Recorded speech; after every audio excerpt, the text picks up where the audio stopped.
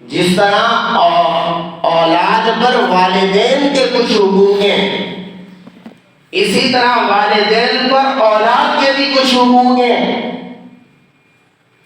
آج ہوتا یہ ہے کہ دونوں طرف سے کمی پائی جاتی ہے، والدین بھی اپنی اولاد کے حقوق ادا نہیں کرتے، تو پھر اولادیں بھی اپنے والدین کے حقوق ادا نہیں کرتی، جبکہ ہمارا دین دونوں کے حقوق سکھاتا ہے۔ ہمارے دین نے اولاد کو بھی سکھایا ہے کہ والدین کے کیا حقوق ہیں، ہمارے دین نے والدین کو بھی سکھایا ہے اولاد کے کیا حقوق ہیں۔ اولاد کے حقوق میں ایک بڑا حق یہ ہے، جب کسی کی اولاد پیدا ہو جائے، کسی کا بچہ پیدا ہو جائے، کسی کی بچی پیدا ہو جائے، ہمارا دین ہمیں سکھاتا ہے اس کا اچھا نام رکھو، اس کا غلط نام نہ رکھنا، اس کا الٹا نام نہ رکھنا، بلکہ اس کا اچھا نام رکھنا، اس لیے کہ نام کا ذات پر اثر ہوتا ہے۔ اگر نام اچھا رکھو گے اللہ اس نام کی برکت سے اسے اچھا بنائیں گے، اور اگر نام برا رکھو گے برے نام کا ذات پر اثر ہوتا ہے، برے نام کی وجہ سے تمہارا بچہ برا بن جائے گا۔ اس لیے میرے نبی نے فرمایا اگر نام رکھنے ہوں نبیوں کے نام پہ رکھا کرو، اگر نام رکھنے ہوں تو حضور کے صحابہ کے نام پہ رکھا۔ آج ہمارے معاشرے میں ایسے نام بھی رکھے جاتے ہیں جن کا کوئی معنی بھی نہیں ہوتا، ایسے نام بھی رکھے جاتے ہیں جو انگریزوں کے نام ہیں، ایسے نام بھی رکھے جاتے ہیں جو دین کے دشمنوں کے نام ہوتے ہیں۔ پھر نام کا ذات پر اثر ہوتا ہے، پھر اولاد بڑی ہو جاتی ہے، نافرمان بن جاتی ہے، پھر والدین بھی شکوہ کرتے ہیں کہ ہماری اولاد ہماری نافرمان بن گئی۔ ہماری کچھ کوتاہی ہوتی ہے کہ ہم اولاد کے حقوق ادا نہیں کرتے۔ ہمارا دین ہمیں اولاد کے حقوق بھی سکھاتا ہے، چنانچہ ہمارے دین نے ہمیں سکھایا اگر ابھی اللہ نے اولاد نہیں دی، اللہ سے اولاد مانگ رہے ہو، ہمارا دین ہمیں سکھاتا ہے، قرآن بتاتا ہے ربی حب لی من الصالحین۔ ابراہیم علیہ السلام اللہ سے دعا کر رہی ہے، اولاد مانگ رہی ہے، صرف اولاد نہیں مانگی، ربی حب لی من الصالحین، نیک اولاد مانگی ہے، صالح اولاد مانگی ہے، اللہ سے دعا کی اے اللہ میں ابراہیم دعا مانگ رہا ہوں مجھے اولاد عطا فرما دے، لیکن صرف اولاد نہیں، رب حب لی من الصالحین، اے اللہ میں ابراہیم دعا کرتا ہوں مجھے ابراہیم کو تو نیک اولاد عطا فرما دے۔ اس لیے جب بھی اللہ سے اولاد کا سوال کریں ہمیشہ یاد رکھیں میری بات، جب بھی اللہ سے اولاد کا سوال کریں اللہ سے صرف اولاد نہیں مانگیں بلکہ اللہ سے نیک اولاد مانگیں، اللہ سے صالح اولاد مانگیں، اللہ سے تقوی والی اولاد مانگیں۔ یہ اولاد کے حقوق میں سے ہے کہ جب اللہ سے اولاد کی دعا کی جائے تو نیک اولاد کی دعا کی جائے۔ جب بچہ پیدا ہو گیا اللہ نے دے دیا، بچہ ہے بچی ہے، تو یہ اولاد بہت بڑی نعمت ہوتی ہے۔ اس اولاد کی نعمت پر اپنے اللہ کا شکر ادا کرنا چاہیے، اپنے اللہ کا شکر ادا کرنا چاہیے۔ اے اللہ تیرا احسان ہے، تیرا شکر ہے کہ تو نے مجھے اولاد جیسی دولت عطا فرمائی ہے۔ اولاد میں خواہ بیٹا ہو خواہ بیٹی ہو، دونوں اولادیں اللہ کی نعمت ہیں، دونوں اولادیں اللہ کی رحمت ہیں۔ فرمایا بلکہ جس کے ہاں پہلی بچی پیدا ہو جائے یہ اس پر اللہ کی رحمت ہوتی ہے کہ اللہ اس کو سب سے پہلے بیٹی عطا فرماتا ہے۔ جب اولاد پیدا ہو جائے اب بچے کا حق ہے کہ اس کے دائیں کان میں آذان دی جائے اور اس کے بائیں کان میں تکبیر کہی جائے۔ دائیں کان میں آذان دینا، بائیں کان میں تکبیر کہنا، یہ بچے کا حق ہے اور یہ سنت ہے، اور ہمارے دین نے ہمیں سکھایا ہے حضور کے نواسے پیدا ہوئے، حسن پیدا ہوئے، حسین پیدا ہوئے، حضور تشریف لے گئے، حضور نے حسن و حسین کے دائیں کان میں آذان دی ہے، حسن و حسین کے بائیں کان میں تکبیر کہی ہے، اور ہمارے دین نے آذان اور تکبیر کا حکم دیا ہے جب بچہ دنیا میں آئے سب سے پہلے اس کے کان میں آذان کہو، سب سے پہلے اس کے کان میں تکبیر کہو، تاکہ اس دنیا میں آنے کے بعد سب سے پہلی آواز جو اس کے دماغ تک پہنچے، سب سے پہلی آواز جو اس کے دل تک پہنچے، وہ آواز یا تو اللہ کی توحید کی ہونی چاہیے یا محمد رسول اللہ کی رسالت کی ہونی چاہیے۔ سب سے پہلے بچہ آئے، اللہ چاہتے ہیں اس کے دل و دماغ میں جو آواز سب سے پہلے جائے وہ کچھ اللہ کے نام کی ہونی چاہیے۔ اس لیے میں دائیں کان میں آذان کو، بائیں کان میں تکبیر کو۔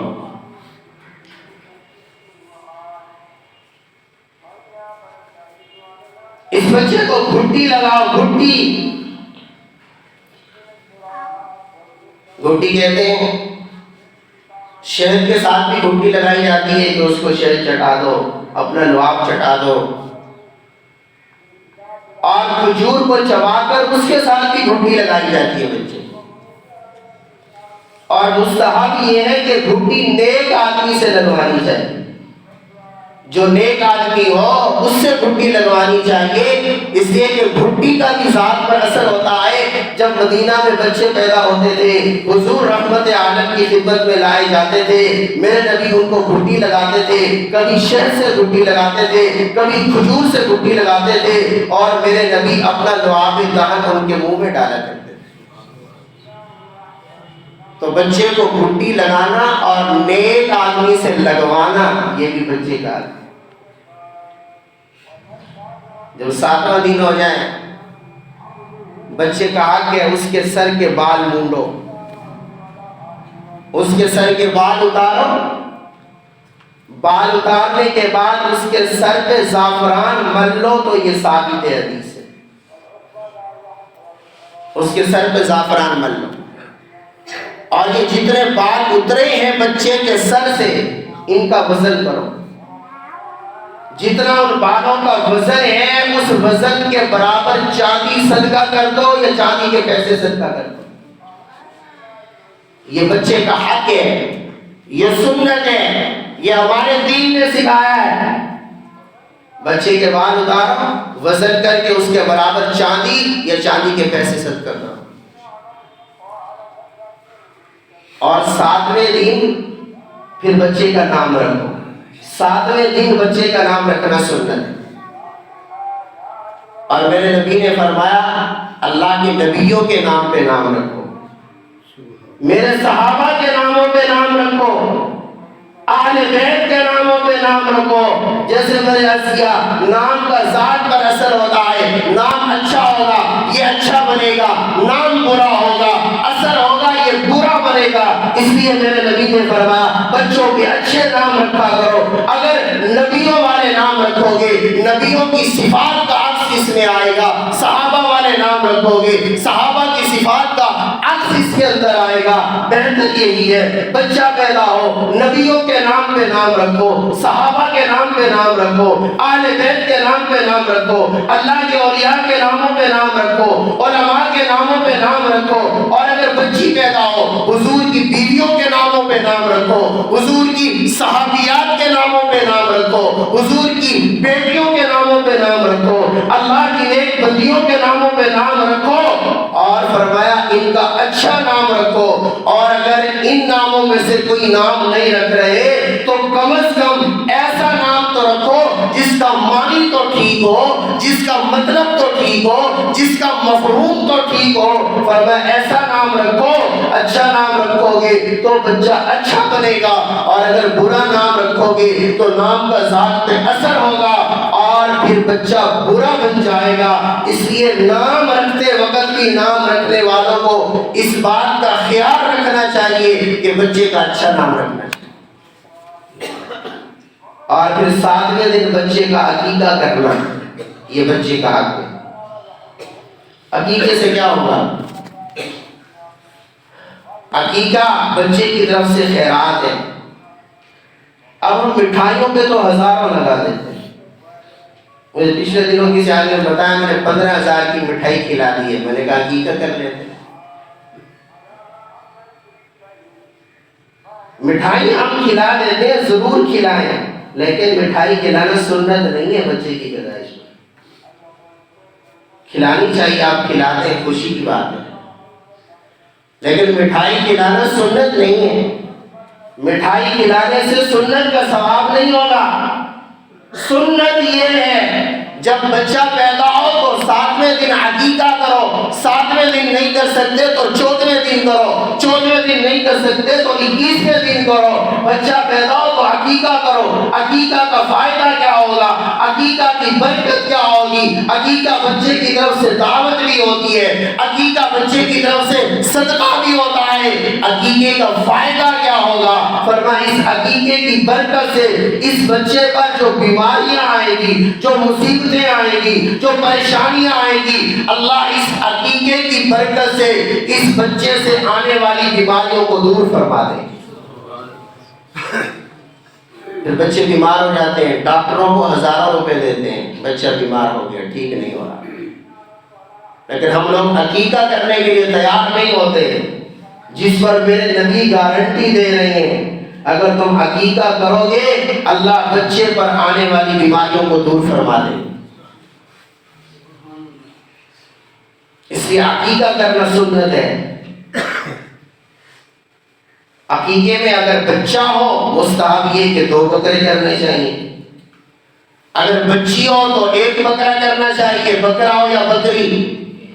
لیکن اگر بچہ پیدا ہو گیا اور 2 بکروں کی فرصت نہیں ہے تو 1 بھی کر سکتے ہیں. اگر بچے کی پیدائش پر بھی 1 بکرا یا 1 بکری کر دیں گے تو سنت ادا ہو جائے گی، ثواب مل جائے گا. اور 2 کی فرصت ہو تو 2 کر لے، اگر 2 کی فرصت نہیں ہے تو 1 کر لے. اور پھر عقیقے میں وہی بکرا اور بکری ذبح کیا جاتا ہے جو قربانی میں لگتا ہے. جو قربانی پر ذبح ہو سکتا ہے وہی عقیقے میں ذبح ہوگا. جس کی عمر 1 سال پورا ہونا ضروری ہے. 1 سال سے چھوٹا بکرا اور بکری عقیقے میں بھی نہیں لگیں گے. اور پھر عقیقے میں آپ چاہیں تو اس کا گوشت کچا بھی تقسیم کر سکتے ہیں، اور اگر چاہیں تو پکا کر بھی تقسیم کر سکتے ہیں. جس طرح آپ کو سہولت ہو ویسے ہو سکتا ہے.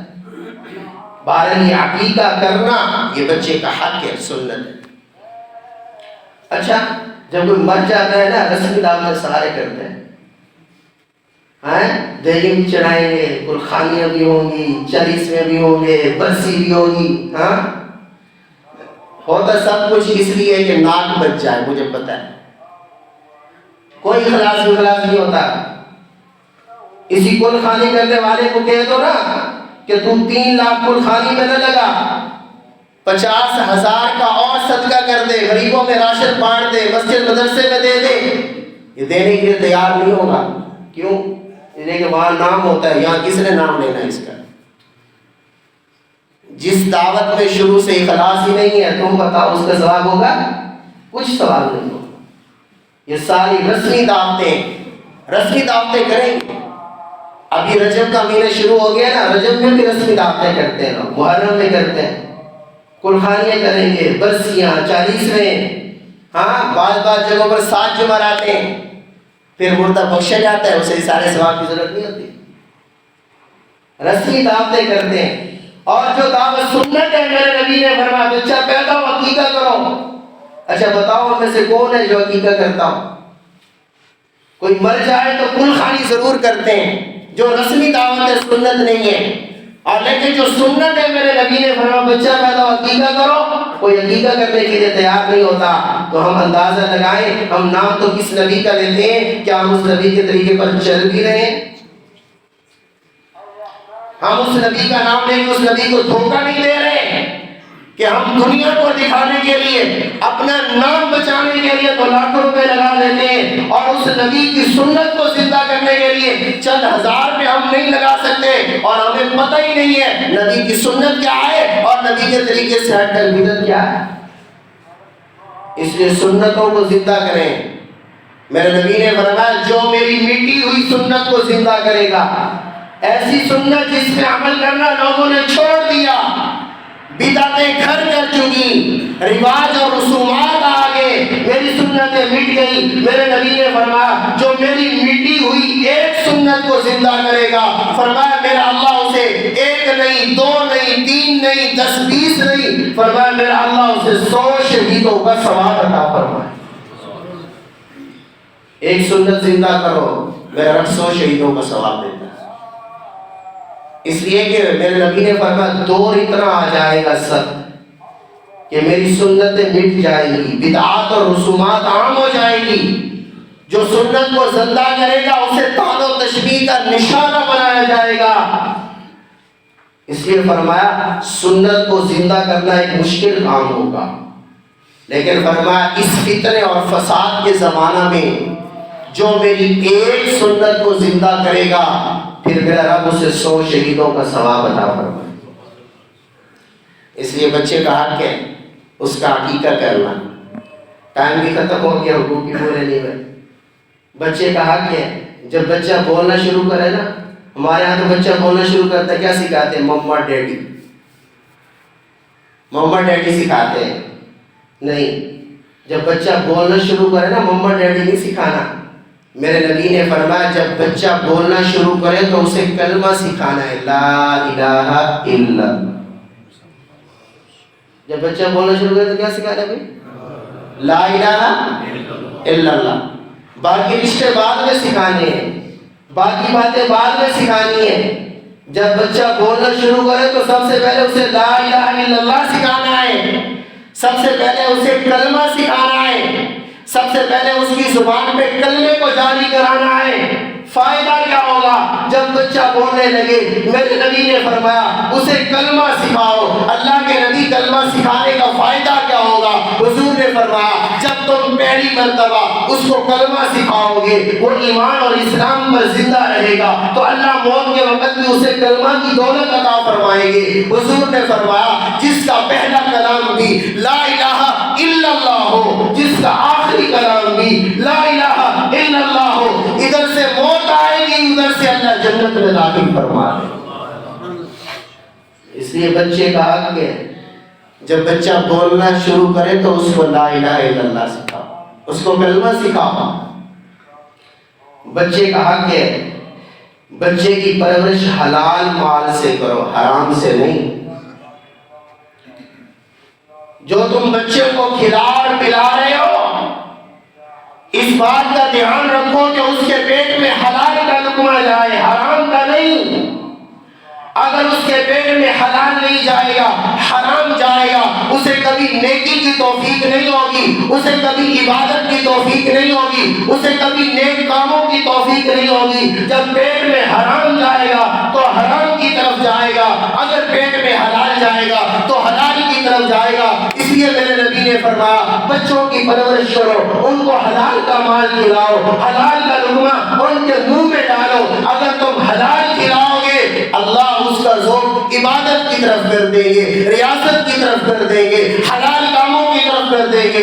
اگر تم اسے شروع سے حلال کھلاؤ گے وہ بڑا ہوگا اللہ اسے اپنا ولی بنا لے گا۔ حرام نہ کھلاؤ۔ حضور نے فرمایا جس بدن کی پرورش حرام کے مال سے ہو وہ بدن کبھی جنت میں نہیں جائے گا۔ اور علماء فرماتے ہیں جس کے پیٹ میں ایک لقمہ حرام کا چلا جائے 40 دن تک اس کی عبادت قبول نہیں ہوتی۔ اولاد کا حق ہے اس کو حلال کھلاؤ، حرام نہ کھلاؤ۔ روکھی سوکھی کھا لو، روکھی سوکھی کھلا دو، لیکن حرام سے بچو۔ میرے نبی نے فرمایا ایک زمانہ آئے گا تم لوگوں کو دیکھو گے لوگ بیت اللہ کا غلاف پکڑ کر بھی اللہ سے دعائیں کریں گے لیکن اللہ ان کی دعائیں پھر بھی قبول نہیں کریں گے۔ کیا وجہ ہوگی؟ فرمایا مطعمہم حرام، ان کا کھانا حرام کا ہوگا، مشربہم حرام، ان کا پینا حرام کا ہوگا، ملبسہم حرام، ان کا لباس حرام کا ہوگا۔ فرمایا ان کا اوڑھنا بچھونا، ان کا کھانا پینا، ان کا لباس حرام کا ہوگا، جن کی غذا حرام کی ہوگی، جن کے جسم پہ کپڑا حرام کا ہوگا۔ فرمایا وہ بیت اللہ کا غلاف پکڑ کر بھی دعائیں کریں گے تو میرا رب ان کی دعائیں قبول نہیں کرے گا۔ آج ہماری دعائیں قبول کیوں نہیں ہوتی؟ اس کی ایک وجہ یہ بھی ہے کہ ہم احتیاط نہیں کرتے کہ ہم جو کھا رہے ہیں وہ حلال ہمارے پیٹوں میں جا رہے ہیں یا حرام جا رہے ہیں۔ صحابہ تو مشکوک مال سے بھی بچتے تھے، مشکوک مال بھی استعمال نہیں کرتے تھے۔ اس لیے ہمیشہ خود بھی حلال کھانے کا اہتمام کرنا، اپنے بچوں کو بھی حلال کھلانا۔ بچوں کو حلال کھلائیں گے تو انشاءاللہ یہ بچے بڑے ہو کر اللہ کے ولی بنے۔ جب بچہ 7 سال کا ہو جائے، پھر ہمارا دین ہمیں سکھاتا ہے جب بچہ 7 سال کا ہو جائے تو اسے نماز کا حکم دو۔ کس کا بھی؟ نماز۔ بچہ 7 سال کا ہو گیا، اسے ترغیب دو، اسے سمجھاؤ، اسے نماز کا شوق دلاؤ کہ وہ 7 سال کی عمر میں نماز پڑھنا شروع ہو جائے۔ اور میرے نبی نے فرمایا جب بچہ 10 سال کا ہو جائے پھر نماز نہیں پڑھتا تو اسے تنبیہ کرو، پھر نماز نہیں پڑھتا تو اسے جھڑکو، پھر نماز نہیں پڑھتا تو اسے سمجھاؤ بھی صحیح، تنبیہ بھی کرو اور اسے نماز پر مجبور کرو کہ وہ 10 سال کی عمر میں نماز پڑھے۔ لیکن اگر ہم ہی نماز نہیں پڑھیں گے، ہمارے گھروں میں نماز کا ماحول نہیں ہوگا، والدین نماز نہیں پڑھیں گے، تو آپ بتائیں اولاد کہاں سے نماز پڑھے گی؟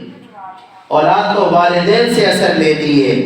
اگر گھر میں والدین نماز پڑھیں گے تو اولاد نماز پڑھے گی، اگر والدین نماز نہیں پڑھیں گے تو اولاد بھی نماز نہیں پڑھے گی۔ اس لیے میرے نبی نے فرمایا بچہ 7 سال کا ہو جائے تو اسے نماز کی ترغیب دو، اور اگر 10 سال کا ہو جائے پھر نماز نہ پڑھے تو اسے تنبیہ کر کے نماز پڑھاؤ، اسے نماز کا عادی بناؤ تاکہ وہ اللہ کے اس فریضے کو ادا کرنے والا بن جائے۔